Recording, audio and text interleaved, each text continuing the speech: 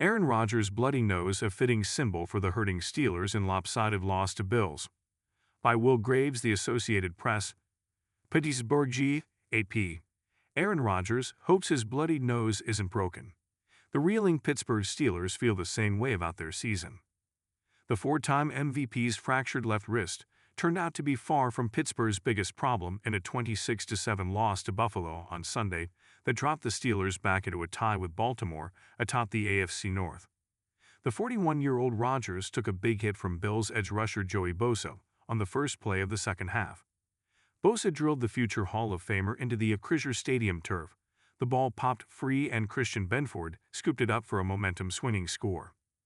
Rodgers laid face down for several moments before jogging to the sideline. He sat on a series while getting patched up in the medical tent and returned with tape and splotches of blood on his nose. It wasn't pretty. Fitting for a group that has looked the part of a first-place team in name only for the better part of 2 months.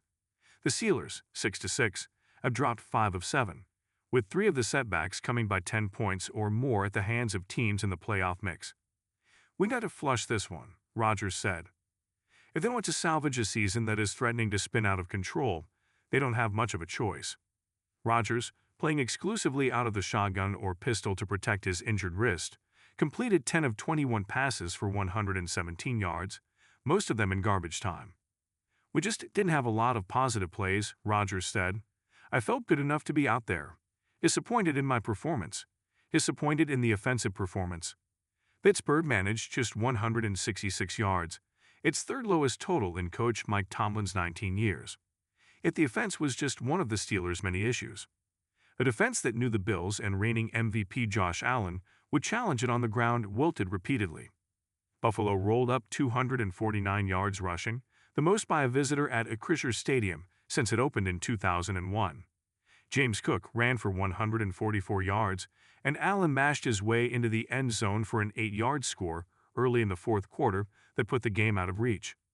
The Bills controlled the ball for nearly 42 minutes and snapped the ball 74 times, nearly double that of the Steelers' 40.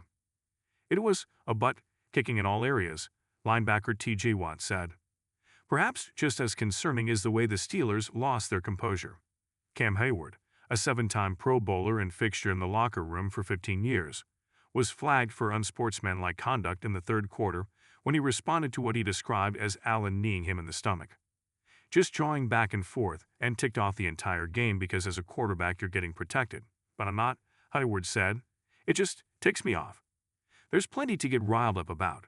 While Pittsburgh still controls its playoff destiny, it also faces a closing 5-game stretch that includes 2 meetings with the run-heavy Ravens and a visit to Detroit. Tomlin believes his team can find the answers it needs over the next month. Yet the reality is the Steelers have been unable to consistently get stops all season when they can't produce turnovers. Pittsburgh had 2 takeaways in the first half to mask the fact that it was outgained by a more than 2-1 margin. Buffalo did a better job protecting the ball in the second half, and the Steelers yielded. The fans grew so restless that they chanted "Fire Tomlin" during the second half. While Tomlin didn't acknowledge hearing it, the longest-tenured coach in major North American professional sports was not surprised. "I share their frustration tonight," Tomlin said. "We didn't do enough."